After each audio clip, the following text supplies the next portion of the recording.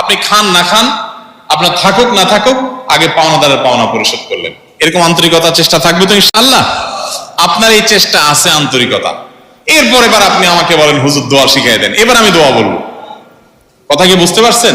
এতগুলো কথা বললাম এই জন্য যে আপনার টাকা পয়সা সব আপনি রেখে দিয়ে এরপর বলতেছেন হুজুর আপনি দোয়া শিখাই দেন, আপনার দোয়া দিয়ে ঋণ কাটাকাটি হয়ে যাক, আমার টাকা আমার কাছে থাক। এই দুই নম্বরই করা যাবে।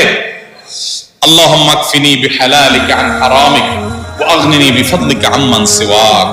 আল্লাহ, আমার জন্য যেন হালালি যথেষ্ট হয়, হারাম যেন প্রয়োজন না হয়, আপনি ছাড়া কারো যেন মুখাপেক্ষি হওয়া না লাগে, আপনি আমাকে সে তৌফিক দান করুন। এই দোয়া পড়বেন, আল্লাহুম্মা কফিনি বিহালালিকা আন হারামিক ওয়া আগনিনি বিফাদলিকা আম্মান সিওয়াক। আর এছাড়া দোয়া কবুলের সময়গুলোতে সাধারণভাবে নিজের ভাষায় দোয়া করেন, আল্লাহ আমার ঋণ পরিশোধ করে দেন, আল্লাহ আপনি ব্যবস্থা করে দেন, আল্লাহ আপনি সহজ করে দেন।